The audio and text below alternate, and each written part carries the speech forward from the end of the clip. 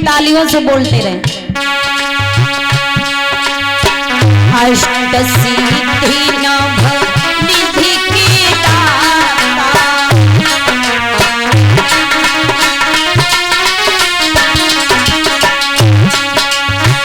दुखियों के तुम भाग्य विधाता,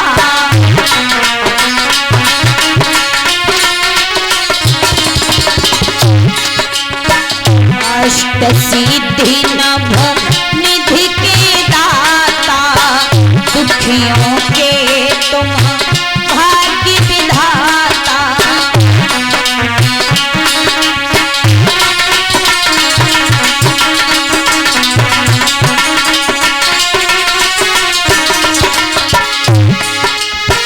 सिया राम के काज समारे, मेरा करो उद्धार पवन सुत, विनती बारंबार पवन सुत, विनती बारंबार।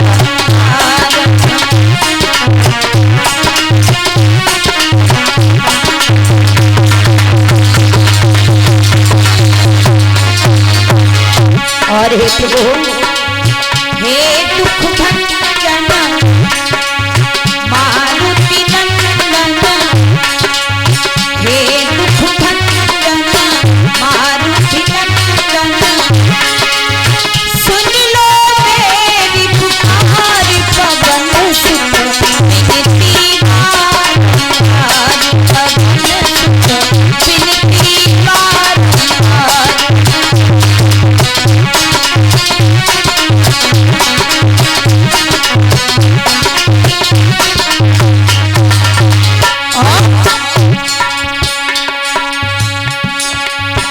अपरंपार है शक्ति तुम्हारी,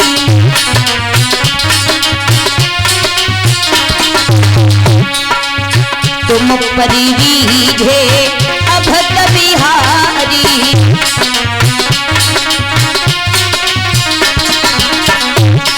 ओ अपरंपार है शक्ति तुम्हारी, तुम परिरीझे अभक्त बिहारी।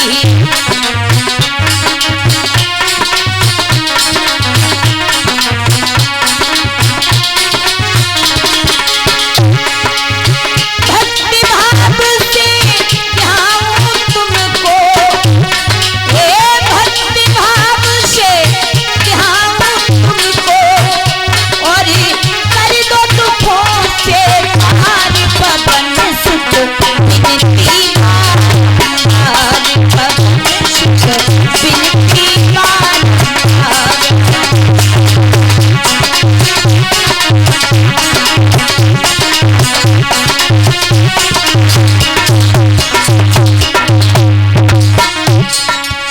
हे प्रभु, हे दुख भंजन मारुति नंदन, हे दुख भंजन मारुति नंदन, सुन लो मेरी पुकार पवन सुत, विनती बारंबार पवन सुत, विनती बारंबार।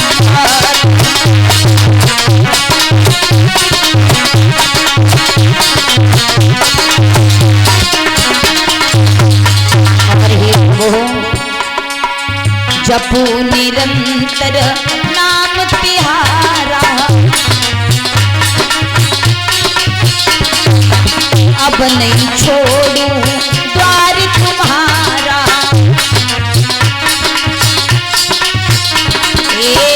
निरंतर नाम तुम्हारा, अब नहीं छोड़ूं द्वार तुम्हारा।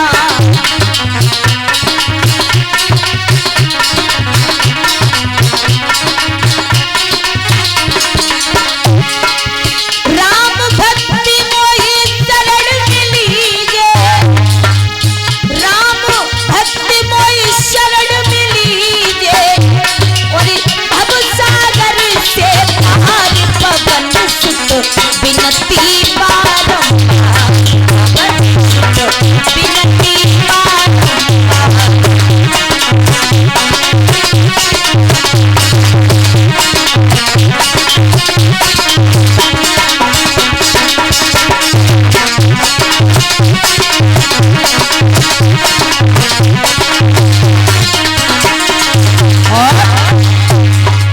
हे दुख भंजन मारुति नंदन, हे दुख भंजन मारुति नंदन, सुन लो मेरी पुकार पवन सुत बिनती बारंबार, पवन सुत बिनती बारंबार।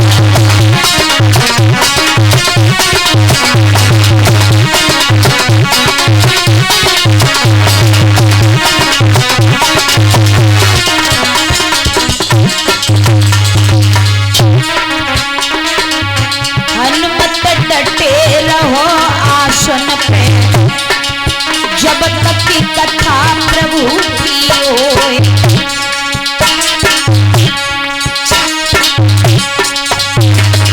भैया डटे रहो आसन पे, जब तक की कथा प्रभु की हो।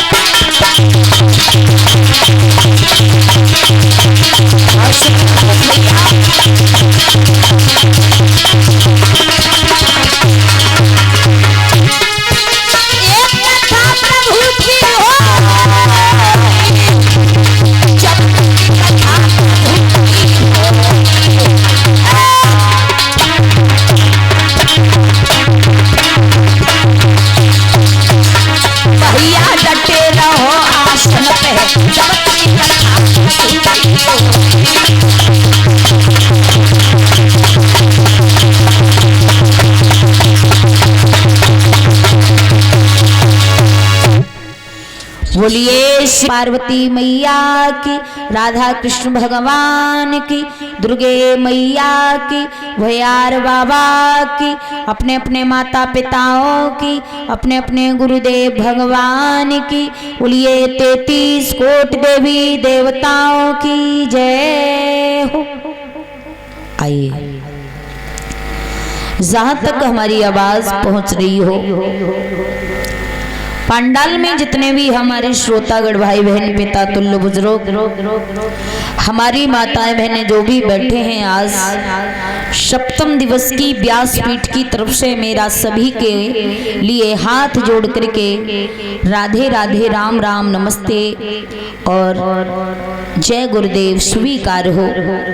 आपके पावन गांव कुबेरपुर में भगवान की कथा को चलते आज अंतम यानी सप्तम दिवस की रात्रि बेला है।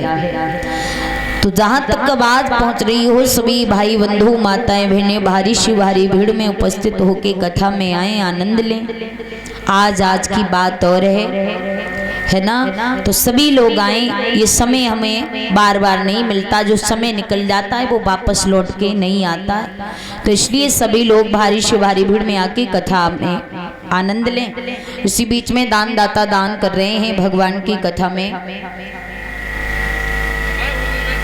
20 रुपये मूड़ा हारिस और 50 रुपये पतन्ने नगराज साहिजा से, 50 रुपये ध्रुव नगराज साहिजा से, 11 रुपये दयानंद मिश्रा कठपुरा से, 21 रुपये रूपलाल बचुइया से, 50 रुपये रामपाल गुप्ता बचुइया से, 501 रुपये मदन सिंह कुबेरपुर से, 101 रुपये शिवराज भैया, 121 रुपये महेश नगराज साहिजा से, 101 रुपये पति वर्मा नगराज साहिजा से, 101 रुपये अंगपाल कुबेरपुर से, 51 रुपये राजेश यादव पनवाड़ी से, 100 रुपये सालिक राम पनवाड़ी से, 101 रुपये गगनदीप कुबेरपुर से 21 रुपए, प्रशांत यादव कुबेरपुर से 21 रुपए, शोभा कुबेरपुर से 101 रुपए, बहादुर कठपुरा से 201 रुपए, राम सिंह तिलोकपुर से और 501 रुपए गजोदर यादव कुबेरपुर से। धन्यवाद। ये आया समझ में, अच्छी बात है, ऐसे ही लिखो। जब आप सही लिखोगे तो हमें बोलने में दिक्कत नहीं होगी, क्योंकि यहाँ जल्दी जल्दी बोला जाता है। मिस्टेक आप करते तो हमसे भी, आपसे एक हो जाती है तो हमसे दो हो जाती है। फिर इधर कथा पढ़ने में दिमाग, उधर नाम इतने दिमाग से सोचोगे तो फिर तो ये 100 रुपए अतुल कुमार और 201 रुपए अरविंद वाजपेयी पनवाड़ी से और अतुल कुमार बंडा से ये 100 रुपए कथा में दान कर रहे हैं। 101 रुपए धुन्नी गुप्ता बचुइया से, 101 रुपए प्रदीप यादव पनवाड़ी से, 101 रुपए धीरेन्द्र यादव सेंजना से, 100 रुपए वीरेंद्र यादव वैनीपुर से, 20 रुपए मंग मौर्या बचुइया से और मंगू मौर्या बचुइया से और 51 रुपए धर्मवीर यादव कुबेरपुर से और 101 रुपए सालिक राम यादव पनवाड़ी से और 101 रुपए गगनदीप यादव कुबेरपुर से। ये शायद भूल चुके हैं, अच्छा ठीक है। तो एक बार सभी लोग प्रेम से जयकारा लगाएंगे। बोलिए भगवान भगवान की, सच्चे दरबार की।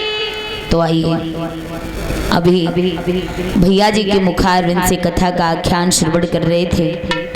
भगवान की अनन्य लीलाएं और आप लोगों ने श्रवण की। आज कथा समापन की ओर धीरे धीरे जा रही है, क्योंकि आज सप्तम दिवस की रात्रि बेला है। तो आइए सुंदर सी झांकी भी आएगी आपके बीच में, रुक्मिणी और कृष्ण के विवाह की झांकी आएगी आपके बीच में। सभी लोग आनंद से बैठेंगे। और देखिए आज अंतिम दिन की कथा है, कोई बीच बीच में उठ के नहीं जाएंगे आप लोग। पता नहीं पैरों में दर्द होने लगता है जिनका है, तो इतनी जल्दी ना उठा करो, थोड़ा शांति रखा करो। भगवान के दरबार में जल्दबाजी नहीं की जाती। हर काम के लिए हम जल्दबाजी नहीं करते, लेकिन ऐसी जगहों पे कथा में जाएं, भागवत में, सत्संग में कहीं जाएं, तो आदमी पता नहीं क्यों जल्दी करता है। समय नहीं, बैठ ही नहीं पाता, पैरों में दर्द होने लगता, नींद आने लगती है। इसलिए क्योंकि हमारा ये मन जो है ना, हम इस अपनी इंद्रियों को वश में नहीं कर पा रहे। इंद्रियां घर की तरफ खींच रही हैं, चलो नींद लग रही है, सवेरे खेत में भी जाना है, तो सारा काम कर लेना। ये आज की बात है। तो आप सभी भक्त हैं, सभी तन मन लगा के कथा में आनंद लें। आइए ज्यादा समय नहीं लेंगे, क्योंकि समय बहुत हो चुका है, कथाएं आज बहुत हैं। श्री सुखदेव जी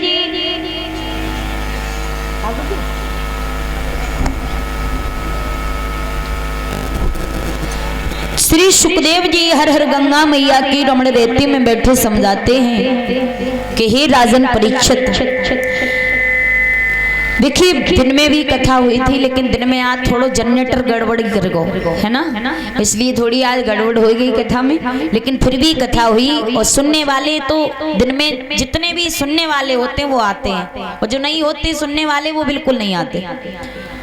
और बात रही दिन और रात की, तो कुछ तो लोग ऐसे होंगे अभी इस गांव कुबेरपुर में हूँ और आस पड़ोस में कि बराबर 7 दिन कथा सुनने आए होंगे। कछु लोग ऐसे होंगे जिनने आए के वहीं तक जेई नहीं देखी कि पांडाल कहाँ लगो है, अभी तक नहीं आए होंगे कि पांडाल कहाँ और कैसा लगा।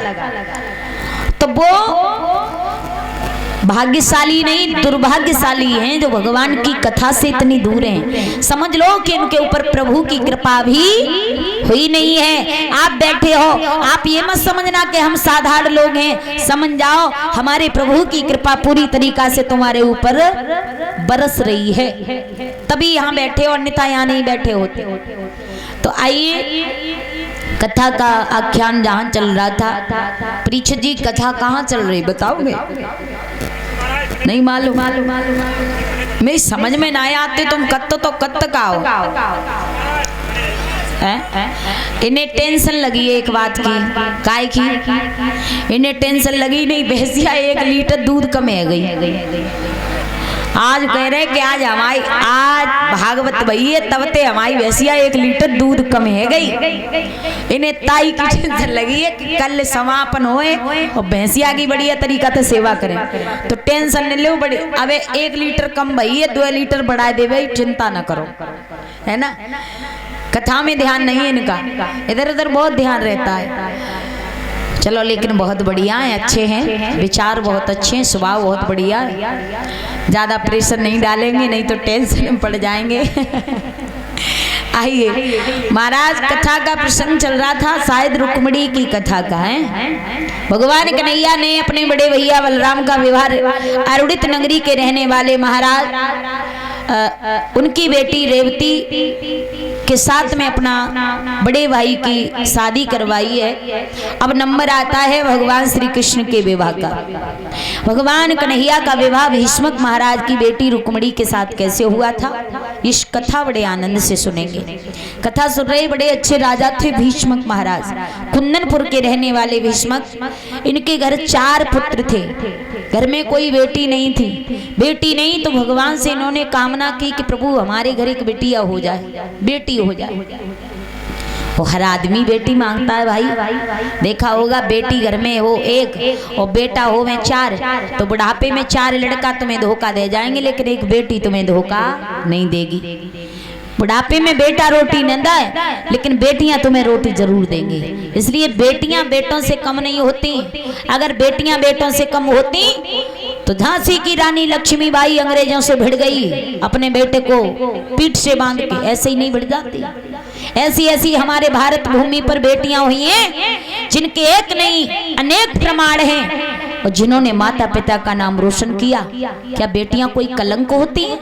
लेकिन आज के जमाने में लोग बेटियों को कलंक मांगते हैं, कलंक मानते हैं। पहले के जमाने में महाराज एक कंस था जो देवकी के जितने बालक उसने मारे, सारे पैदा होने के बाद मारे थे। क्यों? वो आज के जमाने में इतने कंस हैं जिनकी कोई गिनती नहीं, और पैदा ना होते तो पेट में ही मार देते। देखा है 4-5 बेटियां पहले से ही घर में, छठी पेट में आई, अल्ट्रासाउंड करवाया, चेकअप करवाया, डॉक्टर ने बता दिया पेट में बेटी है, गर्भपात करवा दिया, उस बेटी को पेट में ही मरवा दिया। क्या वो 3-4 महीने की बेटी जो पेट में पल रही थी, क्या तुम्हारा उसने कुछ बिगाड़ा था? अरे वो भी तो संसार में आना चाहती, उसे आने देते। लेकिन ये दुनिया बड़ी पापी है। बेटियों को लोग पता नहीं क्यों बहुत कम समझते हैं, बहुत कम। लेकिन फिर भी अब इस समय ये समय चल रहा है, इस समय फिर भी हमारे भारत में बेटियों को बहुत सम्मान मिलने लगा है, बहुत ज्यादा। बेटियां बेटों से आगे जा रही हैं, अच्छा पढ़ रही हैं, अच्छे नंबर ला रही हैं, हर चीज में आगे, हर चीज में आगे बेटियां, और होना चाहिए, ध्यान रखना। इसलिए घर में बेटी का होना बहुत जरूरी। मैं नहीं, ऐसा विद्वान कहते हैं कि जिस पिता ने अपने जीवन में एक बेटी का कन्यादान अपने हाथों से नहीं कर पाया, तो वो पिता पाप का भागी होता है। हर पिता को अपने हाथों से बेटी का कन्यादान करना चाहिए। अब कछु तो सोच रहे होंगे काऊ के घर में बिटिया नहीं होगी, सोच रहे होंगे हमारे घर में तो बिटिया ही नहीं, तो हम कैसे कन्यादान, हमारो कैसे उद्धार होगा। अगर तुम्हारी बेटी नहीं है, तुम्हारे भाई की बेटी है या किसी गरीब की बेटी है, किसी गरीब की बेटी का विवाह है, तो उसमें सहयोग कर दीजिए, उसमें दान कर दीजिए। वो भी अपनी बेटी के कन्यादान के बराबर होता है, लेकिन करिए जरूर, उद्धार तो तभी होगा। बेटियां कोई पाप नहीं होती, बेटियां हमारे घर की लक्ष्मी होती हैं। परमात्मा कहते हैं कि जो बेटियों से प्रेम करता है मैं उन्हें बेटा देता हूँ, लेकिन जो बेटियों से नफरत करता है मैं उन्हें बेटा देता तो हूँ, लेकिन देने के बाद भी उनसे बेटा छीन लेता हूँ, उनकी गोदी सूनी कर देता हूँ। इसलिए बेटियां जो होती हैं हमारे घर की लक्ष्मी हुआ करती हैं। लेकिन आज के जमाने में हालत ये है, लला को ब्याह होवे तो बूढ़ी मैया मंदिर में जावे, देवता के पास जावे, तो बस एक ही प्रार्थना करे, हे देवी मैया, हे देवता महाराज, हे भोयार बाबा, लौट के साल आवे तब तक हमारे घर में नाती आ जावे। नातनी कोई नहीं मांगे, आपके यहाँ पोता कहते हैं, पोता आ जावे। हमारे घर में पोता आ जावे, पोती नहीं मांगते, लेकिन ध्यान रखना आप मांगते हो पोता लेकिन आती है पोती। भगवान कहता है कि तू करता वही है जो तुझे अच्छा लगता है, लेकिन होता वही है जो मैं चाहता हूँ, मुझे अच्छा लगता है। ध्यान रखना। तो सब कामना करते हैं भगवान से कि लड़का हो जाए पहली सरपट घर में, लेकिन पहली पोत बिटिया हो जावे। बिटिया मांगे सब, वो बेटा मांगे सब।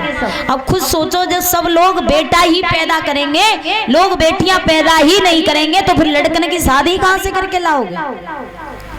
क्यों भैया? लोहे की बनाओगे, पीतल की बनाओगे, कपड़ा की बनाओगे, मट्टी की बनाओगे, काय की बना के रखोगे? हैं तो फिर तो लड़का कुंवारे ही घूमेंगे भाई। लड़कियां जब पैदा ही लोग नहीं करेंगे तो शादियां कहां से होंगी? इसलिए लड़कियों को, अब कछु तो कह रहे होंगे हमारे घर में 6-7 बेटियां हैं। अच्छा ये बताओ, यहाँ इतने लोग बैठे हैं, ऐसे कौन कौन सी मैया, कौन कौन सी भैया हैं, पिता हैं, जिन्होंने मंदिर में जाके या कहीं तीर्थ में जाके किसी देवता के पास जाके मांगा कि हमारे घर में बेटी हो जाए? जरा हाथ उठाओ जिन्होंने मांगा कि हमारे घर बिटिया हो जाए। 2-4 हाथ उठे हैं, लेकिन 2-4 ही उठे हैं। भैया आप लोग उठाओ, आप कौन कौन हैं ऐसे जिन्होंने घर में मांगी कि हमारे घर बेटी हो जाए? भगवान से मांगे जी, गलत बात है। अब बताओ इसको, मतलब हम सब तो ऐसे ही बैठी बिटियां और हम सब ऐसे ही बैठे, तुमने मांगो ही नहीं। अब सबने लड़के ही मांगे।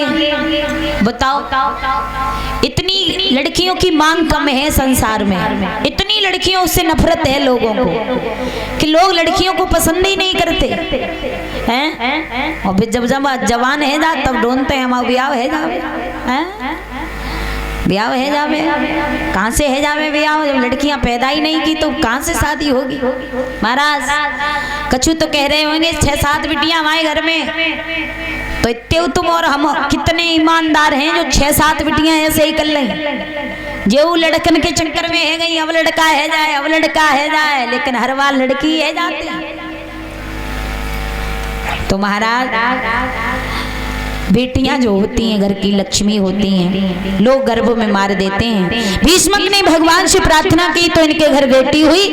नारद के द्वारा उसका नामकरण संस्कार हुआ। देवश्री नारद ने आकर के नामकरण किया है। सुने राजा की बात मुनि ने हाथ पत्रिका लियो, मुनि सोची पाखी लगन नाम धर दियो। रुक्मिणी इनको नाम सिद्ध सब काम देव ने कियो, होई श्री कृष्ण संग विवाह वचन दे दियो। महाराज नारद जी ने उस बेटी का नामकरण किया। भीष्मक जी तुम्हारे भाग्य धन्य हो गए, तुम्हारे घर इस बेटी ने आके जन्म लिया। और ये बेटी कोई साधारण बेटी नहीं है, ये तुम्हारे भाग्य की निशानी है, तुम्हारी किस्मत खुल जाएगी। इनका नाम है रुक्मिणी, है रुक्मिणी, और इनका विवाह होगा ना तो विवाह भी द्वारिकाधीश भगवान कन्हैया के साथ में इनका विवाह होगा। जैसे ही भीष्मक ने इतनी बात सुनी भैया गद्दी से कूदे, जमीन पे गिर गए, नारद के पैर पकड़ लिए, बोले महाराज धन्य हो गया मैं तो। बोले भीष्मक महाराज नारद से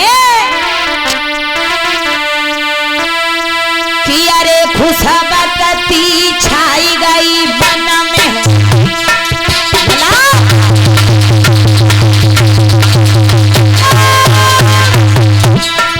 अरे खुशबकती छाई गई मन में, राजा खुशी भव तो आंगन में।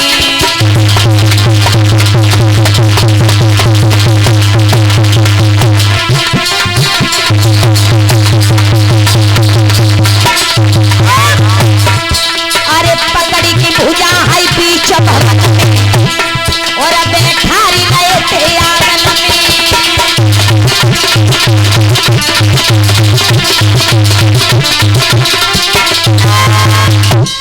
महाराज भीष्मक को बड़ी खुशी हुई। नारद के पैरों में लिपट गए, बाजी बा मेरे तो भाग्य धन्य हो जाएंगे जब भगवान कन्हैया हमारे घर दूल्हा बन के आएंगे। किस्मत खुल जाएगी मेरी। बहुत खुश हुए भीष्मक महाराज और नारद को दान दक्षिणा दे के वहां से विदा कर दिया। नारद वहां से चले गए। इधर धीरे धीरे समय गुजरने लगा, धीरे धीरे समय गुजरने लगा। इधर रुक्मिणी जो है आंगन में जब बड़ी होने लगी, सयानी होने लगी, तब एक दिन रुक्मिणी ने श्री सुखदेव जी कहते हैं, राजन परीक्षित क्या देखा कि ब्राह्मण देव भिक्षा मांगने आए और वो एक गीत गाते आ रहे हैं। कौन सा गीत है कि ब्रजभूमि में हुआ है अवतार कन्हैया का, सौभाग्य है जिन्हें हो दीदार कन्हैया का, दीदार कन्हैया का, दीदार कन्हैया का।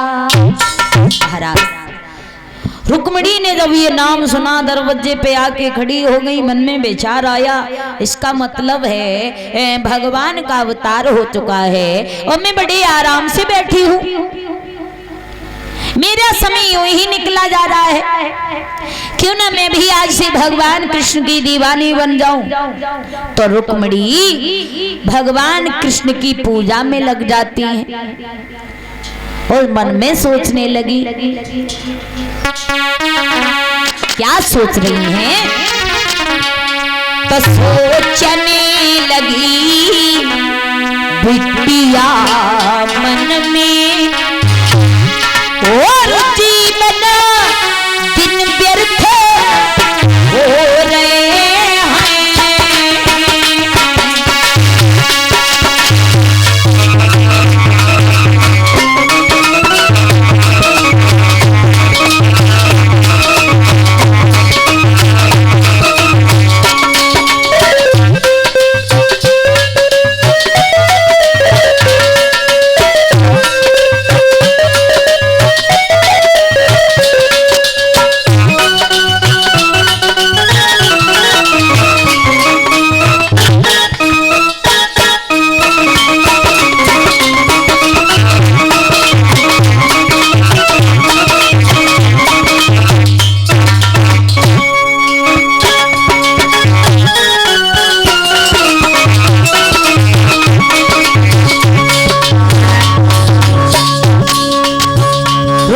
मन में सोच रही है मेरा समय यूं ही निकला जा रहा है।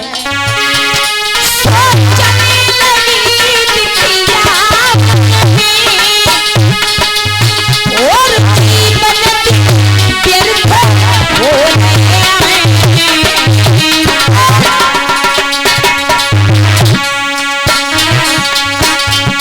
माया इस जगह विराजी रही, सो रहे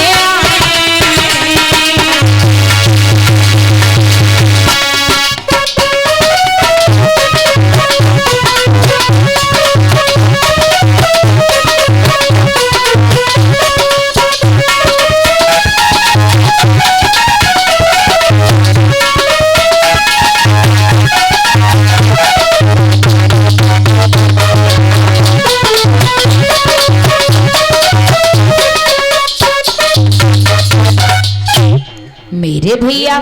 रुक्मिणी अब तो भगवान कृष्ण की पूजा में लग जाती, चलते फिरते उठते सोते श्री कृष्ण चंद्र गुणगान लगी, सखियन में चर्चा छिड़ जावे तो हरि के गीत सुनाने लगी।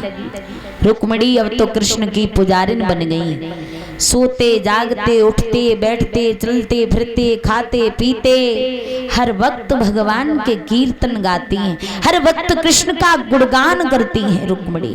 और रुक्मिणी ने एक और संकल्प लिया कि मैं जिस दिन अपनी शादी करूंगी तो शादी भी द्वारिकाधीश भगवान कन्हैया के साथ करूंगी। इस तरीका से रुक्मिणी धीरे धीरे बड़ी होने लगी आंगन में। एक दिन रुक्मिणी अपनी साथ की सहेलियों के साथ में आंगन में गुड़ियों गुड्डों का खेल खेल रही। रुक्मिणी की मैया ने पूछा, कहा बिटिया क्या कर रही हो? कहा मैया मैं खेल खेल रही हूँ। ये कौन सा खेल है? तो रुक्मिणी बोली, मैया मेरी सखी का है, मेरी सखी की है गुड़िया और मेरा है गुड्डा। फिर तो मैं अपने गुड्डे के साथ में अपनी सहेली की गुड़िया की शादी करूंगी,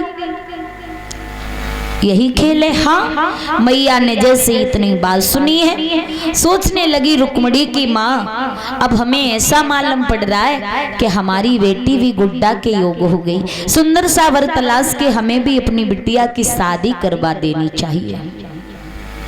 उसी समय रुक्मिणी की माँ ने दासी को भेजा और दासी को इससे कहा, बहन चली जाओ हमारे महाराज को बुला के दरबार से महलों में ले आओ। उसी समय दासी जो है महारानी के कहने पर चली, महाराज भीष्मक को बुला करके दरबार से महलों में लाई है। जब महाराज भीष्मक आए, रानी ने आंगन में पलका बिठायो। भीष्मक कहने लगे, कहो महारानी क्यों याद किया, बड़ी जल्दी बुला लिया, क्या काम है? रुक्मिणी की माँ कहने लगी, महाराज तुम तो दरबार में ही बैठे रहते हो, तुम्हें ये नहीं मालूम घर में क्या होना है क्या नहीं होना है। भीष्मक कहने लगे, कोई बात बिगड़ गई क्या? बात बिगड़ी नहीं है, एक बहुत जरूरी काम है। क्या काम है? वो काम ये है, घर में बेटी शादी के लिए हो गई है, सुंदर सा घर और वर तलाश करके सुंदर से वर के साथ बेटी का विवाह कर दो। और ये होता है घर में, जब बेटिया शादी के लिए हो जाए तो माँ बाप को चिंता हो जावे। और महाराज माँ बाप को चिंता बाद में हो, वे पड़ोसियों को पहले है जावे, गांव वाले को पहले है जावे। जहाँ त्याई बिटिया 15-16 साल की भई, पड़ोसी बड़ा चिंता करने लगे कि बिटिया पठिया बनी घूमे तो वही ब्याह नहीं करो जाए रहो, स्कूल में पढ़ाई करवाए रहे वही शादी नहीं करी जाए रही। तो ध्यान रखना, ये होता है आज की दुनिया में भी है। लोग अपने दुख से दुखी नहीं, दूसरे के सुख से बड़े परेशान है। अपना बच्चा अपनी बच्ची पढ़ाई नहीं जा रही, दूसरे की पढ़ रही है, वाय देख के बड़े दुखी हुए रहे कि जाकी पढ़ रही है हमारी नहीं पढ़ पाए रही, तो कुछ ऐसो करो जो जाओ की घर में बैठे जावे, है ना राज। तो रुक्मिणी की माँ ने कहा, बेटी शादी के लिए हो गई है। तो होता है हर माँ बाप को चिंता हो जाती है बिटिया शादी के लिए हो जाए तो, और बिटिया की शादी करना चाहिए, अच्छा घर भर देखे। महाराज भीष्मक ने कहा, कोई बात नहीं महारानी, तुमने हमारे मुंह की बात छीन ली, आज ही दरबार में जाएंगे, बेटी के लिए सुंदर सा घर भर तलाश करके शादी करेंगे।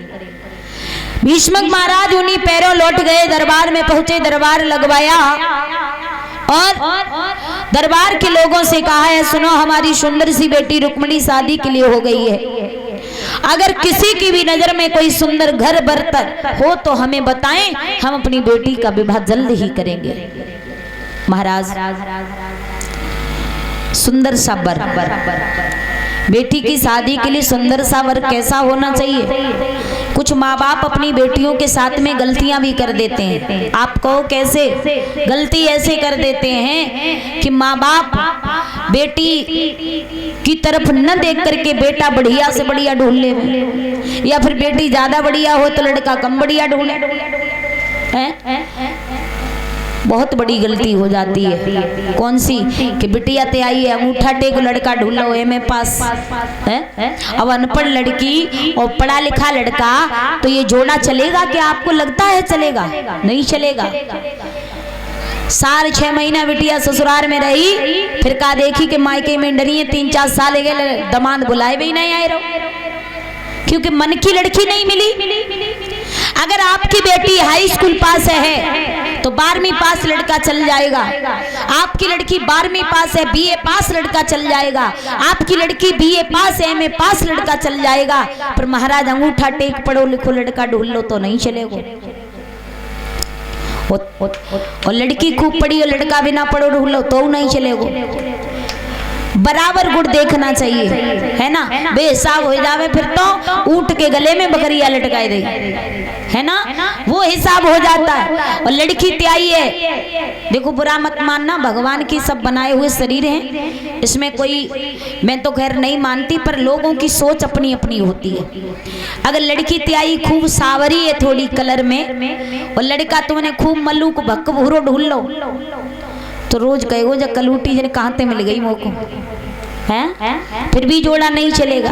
तो ऐसा बर तलाश करो, ऐसा घर देखो जो तुम्हारी बेटी का जीवन सुकून से कट सके। ऐसा मत देखो कि तुम्हारी बेटी को जीवन भर ससुराल में ताने मिलते रहे कि पढ़ी नहीं है, कि सुंदर नहीं है। बेटी के मेल मिलताऊ पर देखोगे तो बेटी का जीवन सुख और चैन में कटेगा। माता पिता तो शादी करने के बाद देखिए कोई जिंदा नहीं रहता, सबको जाना हो जाता है, लेकिन माता पिता के जाने के बाद अगर बेटी का कोई रह जाता है तो ससुराल रह जाती है। भैया भाभी काऊ की जिंदगी नहीं काट देते, सही बात है। तो बेटी के लिए ऐसा घर पर तलाश करो जो बेटी का जीवन सुख चैन में वहां कट सके, सुंदर सा वर तलाश करो। पर हाँ ऐसा देखो कि हमारी बेटी कैसी है, उसके मेल मिलताऊ देखो। बेटी खूब सुंदर देखो, बेटी थोड़ी सावली है, थोड़ा सावला से देख लो। इतना मत देखो कि खूब भारी सुंदर होवे जो बेटी की कदर भी ना करे, है ना। ऐसा होता है, मैंने बहुत से ऐसे घर देखे, बहुत सी बहनाएं देखी हैं जो दूल्हा खूब मलूक सुंदर है, शादी है गई, विदाई में गई, भाग के बाद में बुलाए के नहीं ले गो, मायके में डरी। तो महाराज ये माता पिता गलती करते हैं। तो श्री सुखदेव जी समझाते हैं, राजन परीक्षित भीष्मक ने दरबार लगवाया, सभी से पूछने लगे कि हमारी बेटी के लिए सुंदर सा वर बताओ। तो दरबार के लोग खड़े हो करके बताने लगे हैं। एक लड़का बताता है और दूसरा खड़ा हो जाता है, कहता है महाराज ये बहन रुक्मिणी के लायक वर नहीं है। एक का बुगुड़ गिराने लगता है। दरबार के बारी बारी से राजन के नाम बताने लगे, दूसरे लोग उन लोगन के गुण और ऐब समझाने लगे।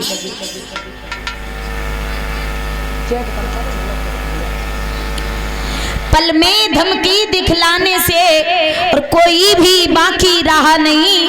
घंटन तक चर्चा छिड़ी रही, कहीं विवाह तय अभी हुआ। घंटों तक चर्चा चलती रही, पर महाराज भीष्मक के एक भी लड़का समझ में नहीं आया। सुबह से शाम हो गई, कहीं भी लड़का समझ में नहीं आया। उसके बाद भीष्मक का छोटा बेटा उठ के खड़ा हो गया, कहने लगा पिताजी कहिए, अगर आपकी आज्ञा हो तो क्या मैं भी बोल सकता हूँ? बिल्कुल, दिल खोल के बोलिए पिताजी। हाँ, अगर हम अपनी बहन रुक्मिणी का विवाह द्वारिकाधीश भगवान कन्हैया के साथ में कर दे तो कैसा रहेगा? भीष्म कहने लगे बस बस बेटा, तूने हमारे मुंह की बात छीन ली। सभा के लोगों तालियां बजाओ, बजा दो तेजी से ताली। हमारी बेटी रुक्मिणी के लिए भगवान कन्हैया चुन चुके हैं। तालियां बजी, खुशी का पार नहीं रहा सभा में। महाराज उसी समय भीष्मक का बड़ा बेटा रुकुम आ गया। रुकुम आ गया, कहने लगा पिताजी, ए पिताजी, बेटा क्यों चीख रहे इतनी तेजी से? जवाब दिया, हमें ये समझ में नहीं आया। सभा में ये तालियों का शोर अभी हो रहा था, ये क्यों हो रहा था? क्या कारण तालियां क्यों बज रही थी? महाराज उसी समय भीष्मक ने बताया, बेटा रुकुम, तुझे बड़ी खुशी होगी इस बात को सुन करके। ये तालियां बज रही थी, आज तेरी बहन रुक्मिणी के लिए हमने सुंदर से वर की तलाश की है। वर की तलाश? वो कौन है, क्या नाम है, कहाँ का रहने वाला है? भीष्म कहने लगे, बेटा कोई गैर नहीं है, कोई और नहीं है, बड़े अच्छे हैं, तू भी बड़ा खुश हो जाएगा। नाम तो बताओ। नाम है द्वारिकाधीश भगवान कन्हैया। एकदम से रुकुम कहने लगा, पिताजी इसका नाम लिया सो लिया, दोबारा मत ले देना। हम अपनी बहन रुक्मिणी की विवाह उस लुच्चे लफंगे के साथ में करेंगे जो आज तक माखन लूट लूट के खाता रहा, लड़कियों के साथ में नाचता रहा, बंसी को बजाता रहा, गईये चराता रहा। ऐसे चोर लफंगे के साथ में बहन रुक्मिणी का विवाह? बिल्कुल नहीं। भीष्मक कहने लगे बेटा भगवान है वो, उनके बारे में ऐसे मत कहो। अरे तुम्हारे और हमारे भाग्य खुल जाएंगे जब भगवान कन्हैया हमारे घर दूल्हा बन करके आएंगे। रुकुम कहने लगा पिताजी अरे भला मैं भी रुक्मिणी का बड़ा भाई हूँ, मुझसे भी तो एक बार पूछ लिया होता, मेरा भी पूरा हक बनता अपनी बहन के लिए लड़का बताने का। मेरे बगैर पूछे शादी तय कर दी तुमने, ऐसा नहीं हो सकता। भीष्म कहने लगे इतने लाल पीले काहे है रहे हो, अब वही बात ही चल रही है, भाई कोई शादी पक्की नहीं हुई है। अच्छा हाँ, जवाब दिया भीष्मक ने अगर तुम्हारी नजर में कोई लड़का बढ़िया हो तो तुम बता दो। रुकुम कहने लगा हाँ बनी बात ना, मैं रुक्मिणी का बड़ा भाई हूँ, मैं अपनी बहन के लिए बहुत सुंदर लड़का देख के रखा हूँ पहले से ही, बड़ा बढ़िया है। कौन सा है, क्या नाम है, कहाँ का है? जवाब दिया पिताजी कोई गैर नहीं है, बड़ा सुंदर लड़का है, बड़ा पैसे वाला है और बड़ा दिल वाला है, चंदेली का रहने वाला है और रिश्ते में हमारा साला है? हाँ। एकदम से दांती को पीस करके भीष्म कहने लगे हैं रुकुम तुझे शर्म नहीं आती, अपनी बहन रुक्मिणी का विवाह अपने साले के साथ करेगा? ऐसा कभी किसी ने किया है? रुकुम कहने लगा किया है या करे नहीं उससे हमें क्या फर्क पड़ता है, हमारी बहन है, हम जैसे भी जहां भी करेंगे वहां शादी होगी, दूसरे से हमें क्या मतलब। भीष्म कहने लगे बेटा तूने शर्म उतार के घुटी पे टांग दी, अपनी बहन की शादी अपने साले के संग करेगो, दुनिया के लोग हमें गालियां देंगे, समाज में नहीं बैठने देंगे।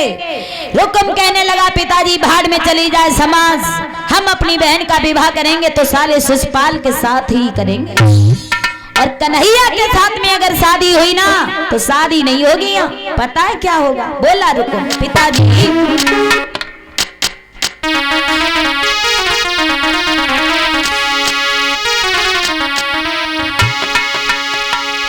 यहाँ पर अगर कन्हैया आया तो खून की नालियां बह जाएंगी, न जाने कितनी स्त्रियों के स्वाग उजड़ जाएंगे, कितने बच्चे अनाथ हो जाएंगे।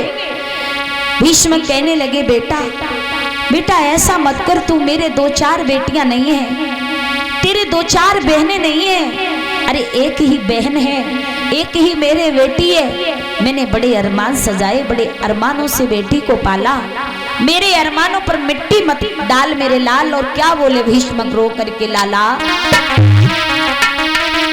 किया रे इकलौती घर में बिटिया रे हमारी,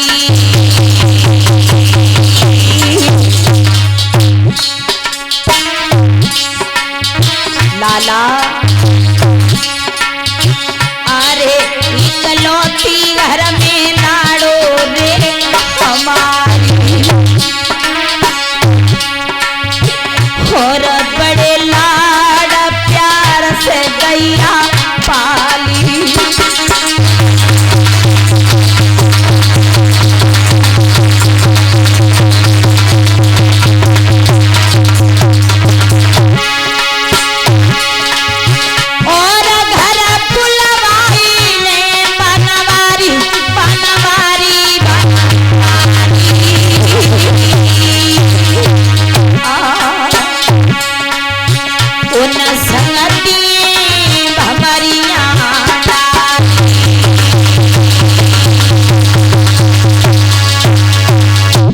मेरे भैया। भीष्मक महाराज रोने लगे, कहने लगे बेटा एक ही बेटी है हमारी, बड़े अरमानों के साथ पाली है, द्वारिकाधीश भगवान कन्हैया दूल्हा बन के आएंगे हमारी, और आपकी किस्मत खुल जाएगी, भाग्य खुल जाएंगे, आंगन धन्य हो जाएंगे, इसलिए ऐसा मत करो। रुकुम कहने लगा पिताजी मेरे सामने यो बाबुल ये चालें नहीं चल पाएंगी, अगर ये शादी पक्की होगी तो तलवारें खिंच जाएंगी। अगर हमारी बहन का विवाह उस लुच्चे लफंगे कन्हैया के साथ में हुआ ना तो यहाँ घमासान युद्ध होगा, पता नहीं कितने मारे जाएंगे, कितनी स्त्रियां विधवा हो जाएंगी, कितने बच्चे अनाथ हो जाएंगे। इसलिए हम अपनी बहन रुक्मिणी का विवाह अपने साले शिशुपाल के साथ ही करेंगे। भैया भीष्म कह रहे हैं नहीं होगा शिशुपाल के साथ, रुकुम कह रहा है शिशुपाल के साथ होगा। अब तो पिता पुत्र में झगड़ा होने लगा। इसके बाद बताया जाता है कि रुकुम ने क्रोध में आके अपने पिता भीष्म को पकड़ लिया। और देखिए संतान के आगे हर माँ बाप दुखी हो जाते, हर जगह माँ बाप छाती तान के खड़े हो जाएंगे, लेकिन संतान ऐसी चीज है जिसके आगे हर माँ बाप को झुकना पड़ जाता है। कहीं न झुके पर संतान के आगे झुक जाना है। भीष्म महाराज को पकड़ा है रुकुम ने, हथकड़ियां बेड़ियां डाली और अपने पिता भीष्म को जेल में बंद कर दिया। उसके बाद में आया, सोचने लगा यही तो थे सब बर्बादी की निशानी, जेल में डाल दिया, अब कोई रोकने टोकने वाला नहीं है। अब हम अपनी बहन रुक्मिणी का विवाह बड़ी खुशी बड़ी धूम और धाम से करेंगे अपने साले शिशुपाल के साथ। आंगन में आया, एक पत्र लिया हाथ में, आंगन में बैठ गया, अपने साले शिशुपाल के लिए चिट्ठी लिखने लगा। चिट्ठी, और कैसे चिट्ठी लिख रहा है आइए जरा देखते हैं। रुकुम चिट्ठी लिख रहा अपने साले शिशुपाल के लिए। अरे प्रणाम मेरी स्वीकार करो,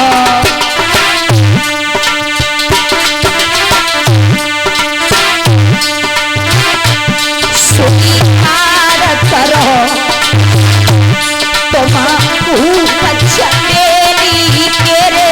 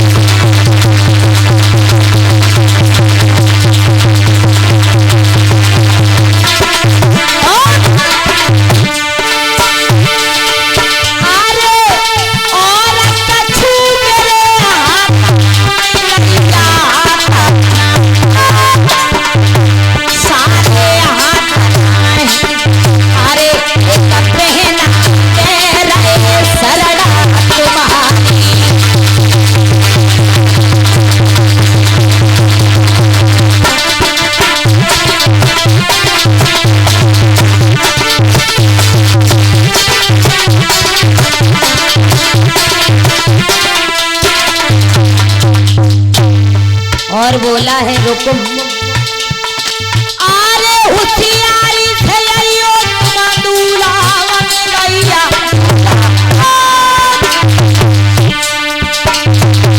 सारे दूल्हावन है। अरे जहाँ मथुरा को आवे गिरधारी,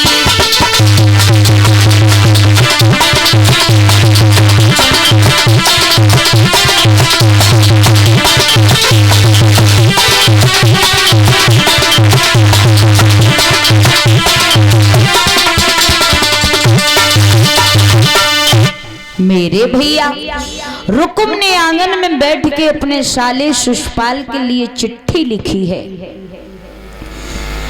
श्री सुखदेव जी हर हर गंगा मैया की रमण रेती में बैठे समझाते हैं राजन परीक्षित।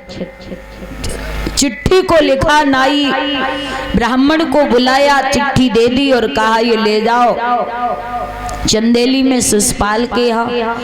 नाई ब्राह्मण उस चिट्ठी को लेकर के चल पड़े। चलते चलते पहुंच गए शिशुपाल के यहाँ चंदेली में। इसी बीच में 21 रुपए आयांश कुबेरपुर से 50 रुपए, कल्लू कटपुरा से 51 रुपए, राम विलास कटपुरा से 101 रुपए, सियाराम पनवाड़ी से 51 रुपए, अनिल बेनीपुर से 100 रुपए, सत्यपाल कुबेरपुर से 100 रुपए, रीतू कुबेरपुर से 100 रुपए, बिमलेश कटपुरा से 50 रुपए, इतवारी कटपुरा से 101 रुपए, रमन मिश्रा कटपुरा से 250 रुपए, डब्लू लिखा है, अच्छा 250 रुपए डब्लू कजरी से और 100 रुपए गुड्डू कजरी से, 501 रुपए रामू कुबेरपुर से और 1000 रुपए अनंत यादव कुबेरपुर से। ये सभी भक्त भगवान की कथा में दान कर रहे हैं। धर्म के क्षेत्र में आगे बढ़े, समाज में सम्मान मिले, हाथों में लक्ष्मी वास करे, भगवान से आशा अभिलाषा है। एक बार जोरदार हाथ उठा के जयकारा लगाएंगे। बोलिए पवन सुत हनुमान की, भैयार बाबा की जय। आइए, श्री सुखदेव समझा रहे हैं राजन परीक्षित। चिट्ठी लिख करके भेज दी चंदेली में और शिषपाल के यहाँ चिट्ठी गई। शिषपाल बैठा है गद्दी पर। नाई ब्राह्मण ने जाके कहा, महाराज आपके बहनोई साहब ने चिट्ठी भेजी है। शिषपाल कहने लगा, क्या लिखा है इसमें, पढ़ के सुनाओ। जवाब दिया, इतनी दूर से लेके आएंगे, तुम पे पढ़ी नहीं जा रही, खोलो पढ़ लो क्या लिखा। नाई पंडित की बात को सुन के चिट्ठी ली। शिषपाल ने खोल के चिट्ठी पढ़ी, बड़ा खुश हुआ शिषपाल। बाजी बा, भगवान हमारे जैसे जीजा सबका को देवे, सबका को देवे है। हमने उन्हें अपनी बहन दे दी, बिन्ने हमारे अपनी बहन को ठीका हमारे लिए भेजवा दो। रुक्मिणी बड़ी सुंदर है। अरे शादी करने जाऊंगा तो शादी तो करके ही लाऊंगा, अकेला आऊंगा नहीं। जब रुक्मिणी घर में आएगी तो बिना दिया के प्रकाश हो जाएगा। अरमान लाख विचार आने लगे शिषपाल के अंदर, लेकिन हाँ बहुत खुश हो गया। लेकिन फिर देखा कि भगवान कन्हैया का भी नाम लिखा है। सोचने लगा कन्हैया भी आएगा। जब एक दुल्हन दो दूल्हा होंगे तो लड़ाई बिना भये बचे ही नहीं, वहां काटा मारी पड़ेगी। उसी समय सोचने लगा, उधर दो आदमी आए तो इन्हें क्यों ना मारी दो जावे। तलवार निकाली शिषपाल ने, नाई ब्राह्मण का सर काट दिया, उन्हें मार दिया। उसके बाद अपने मौसी के लड़का दंत बक्र के पास गया, भैया सेना तैयार कराओ, मैं शादी करने जाऊंगा, फौज सजवाओ। दंत बक्र ने सुना, फौज सजवाने लगा। सजे सूर सामंत वीर बलवंत राय दे मन में, कंधा पे धनुष और बाण बेंत हाथन में। सभी फौज सज करके तैयार हो गई। इसके बाद शिषपाल आंगन में दौड़ा, अपनी भाभी के पास में पहुंच गया और भाभी को बाज लगाई है, भाभी भाभी। भाभी निकल के आई, जवाब दियो, लाला क्या बात है, बड़े घबराए हुए लग रहे हो। जवाब दिया, घबराया हुआ नहीं हूँ, बहुत खुशी है। आप ऐसा करो, दूल्हा बनाए, विवाह श्रृंगार को जितना सामान हो तो सब ले आओ। हाँ, दूल्हा बनाए भी वाले। दूल्हा बन के कहाँ जाओगे, कौन बनेगा दूल्हा? बोला मैं बनूंगा। कहाँ जाओगे? शादी करने। भाभी कह लगी, लला पूरी न पापरी गद्द बहू आए परी, सो हिसाब कर रहे, कहूँ से न लगो न टीका, ब्याह करीबे कहाँ जाओगे? कब पगले आए गए हो का? नहीं तो शादी करने जाऊंगा। कहाँ जाओगे शादी करने? शिषपाल कहने लगा, भाभी जल्दी जल्दी तैयारी करो, 4-5 बिटरियां मोहल्ला में से टेल ले आओ, गीत गाए के लिए। अब जैसे ही क्रोध में आके शिषपाल ने कही, भाभी डर के मारे भाजी 4-5 बिटरियां मोहल्ला में से टेल ले आई, दूल्हा बनाए हुए वालों सबरो सामान ले आई और आंगन में शिषपाल की दूल्हा बनाने की तैयारी करने लगी। शिषपाल भागो, बोली भाभी जल्दी जल्दी दूल्हा बनाओ। भाभी ने आंगन में पटा बिछाई दियो, लड़कियां खड़ी होके गीत गाने लगी। भाभी दूल्हा बनाने लगी शिषपाल को, और कैसे बना रही है आइए। अरे जाने धरो शीश पे मोहर रे, और तोले हुई गई छीक गारी।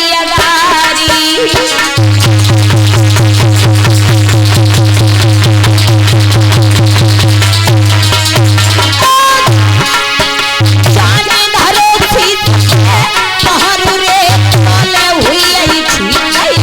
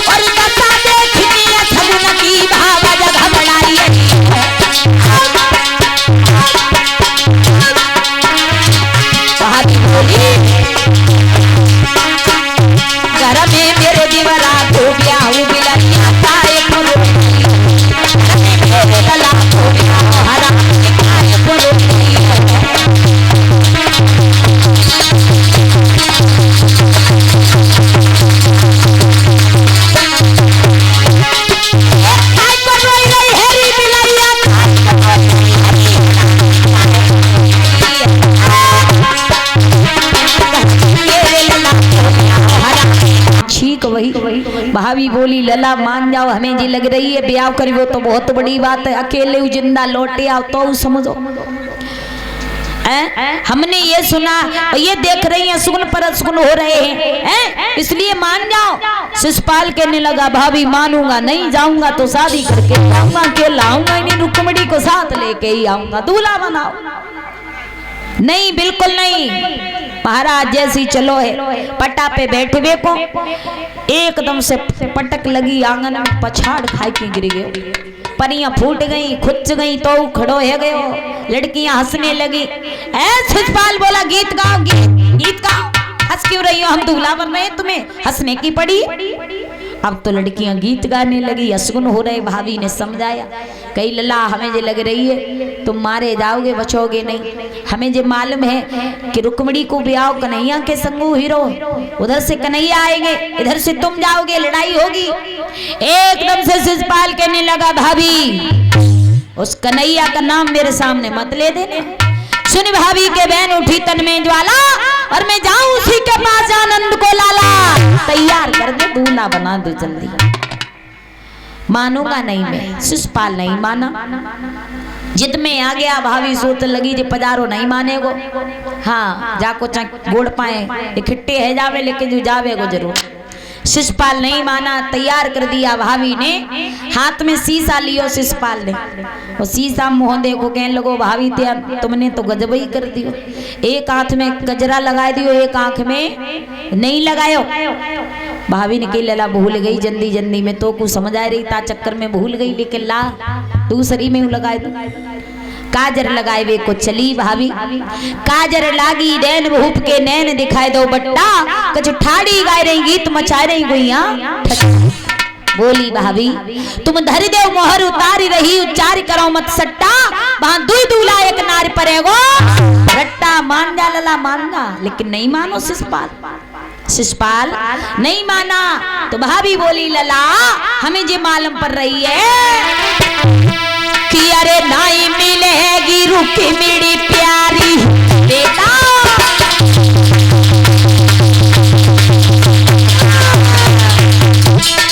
अरे नाई मिलेगी रुकी मेरी प्यारी, और घट जाएगी लला शान तुम्हारी।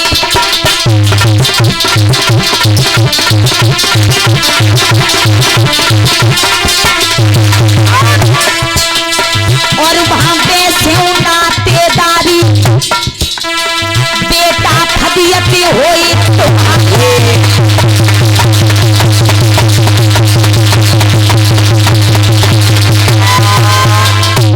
भाभी बोली लला अरे नहीं मिलेगी रुक्मिणी प्यारी, और घट जाएगी शान तुम्हारी, अरे वहां पैसे नातेदारी बेटा फदियत। मान जाओ लला मान जाओ, काय मन के ताए डोन तो, लेकिन शिषपाल नहीं मानो। कहने लगो भाभी जाएंगे तो शादी करके ही आएंगे, कन्हैया का नाम मतलब कोई बड़ा बहादुर नहीं है, हाँ रुक्मणी के संग ब्याह हम ही करेंगे, तुम देखियो रुक्मणी को संग लेके ही आएंगे, और रुक्मणी आएगी ना तो घर में बिना दीपक के प्रकाश हो जाएगा। शिषपाल नहीं माना, भाभी ने दूल्हा बना दिया। शिषपाल दूल्हा बन के घोड़े पर सवार हुआ। उसके बाद शिषपाल फौज लेकर के और दूल्हा बन करके बताया जाता है कुंदनपुर की सीध लगा दी।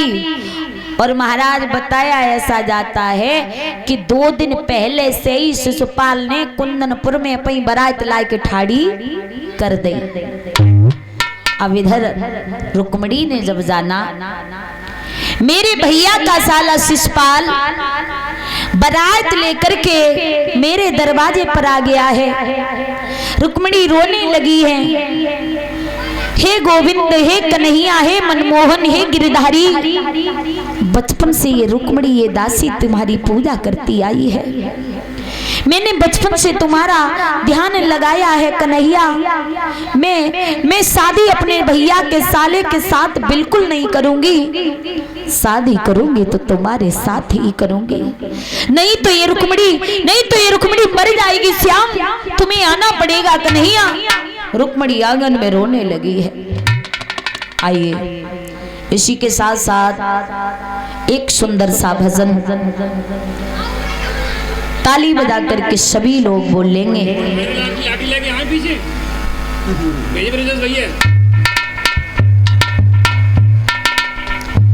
ताली बजा के सभी लोग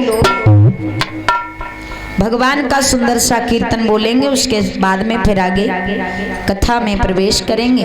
वो आगे थोड़ी सी देर में, ज़्यादा देर नहीं, थोड़ी सी देर में ही आपके बीच में झांकी आएगी, क्योंकि और भी कथाएं हैं। तो आइए सुंदर सा भगवान का भजन बोल लें तालियों के साथ में, उसके बाद फिर आगे कथा बढ़ाएंगे।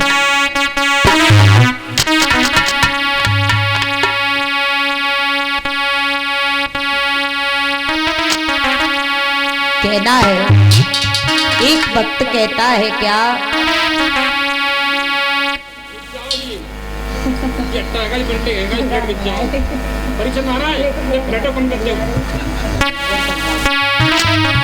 जी चावल मैया जो लाई है चावल, ये चावल सब लोग अपने ही पास रखो। अभी थोड़ी देर में आलू रखी मेरे पास में, आलू तो जाने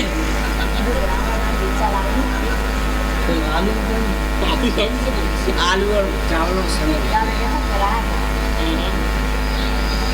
तो जो चावल लाई हैं, ये आलू जो सब लाई हैं अपने पास ही रखो अभी, ठीक है, बाद में इनको काम आवेगा। तो सुंदर सा भजन तालियों के साथ में सभी लोग बोलेंगे। अरे लड़ुआ लुढ़की रे और गलियारी दमी खाई ले तनी कसहेली लड़ुआ।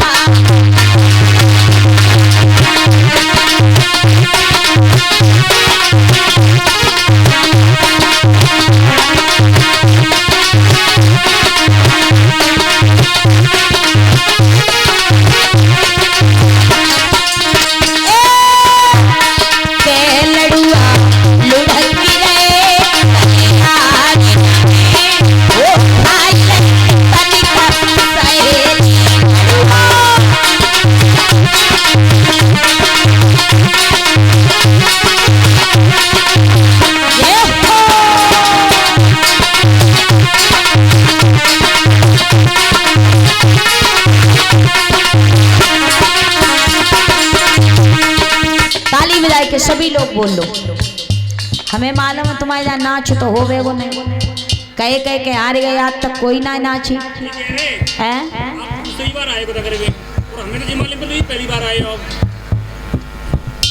लेकिन हम तो दूसरी बार आए हैं, पर हमें मालूम है कि ये पहले ना नाचती थी, लेकिन फिर हम सोचे शायद 8-9 साल में बदल गई हूँ मैं थोड़ी बहुत, लेकिन इन पे कोई फर्क नहीं पड़ो। सही कह रहे हो, आज सर्दी है वो कछु ने ठंड लग रही है। भैया हमारे कह रहे हैं कि ठिर गई हो, ठंड ज्यादा लग रही का, अगर ठंड लग रही होवे तो ताली बजाओ, गर्मी चढ़ जाएगी। हाँ, अगर गर्मी ठंड ना अच्छी लगे तो गर्मी के लिए ताली बजाओ। बोलो सभी लोग बोलो। खाई ले तनी कसहेली, हाय हाय खाई ले तनी कसहेली, लड़ुआ धरी रे गलियारे खाई ले तनी कसहेली।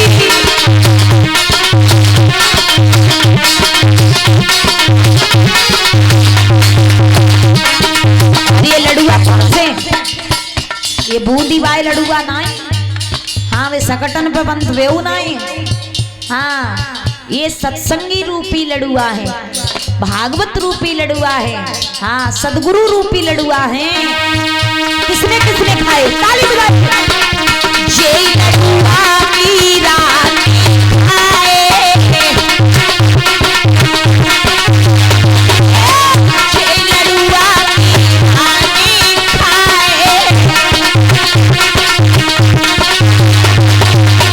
लला कैया बाबा पी गई जहरी सानी,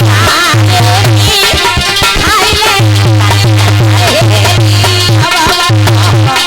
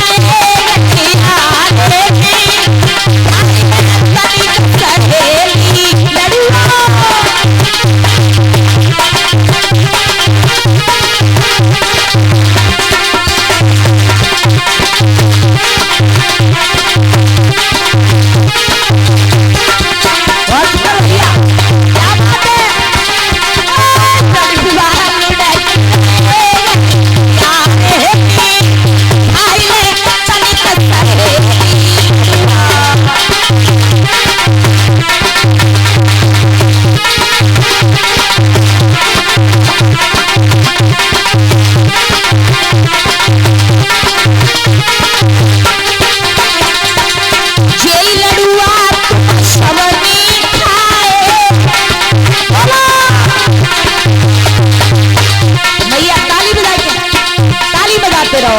अरे तेरी बात तुम शवन आए तेरी आवाज हुई कथा शान तेरी आई तली कथाए आवाज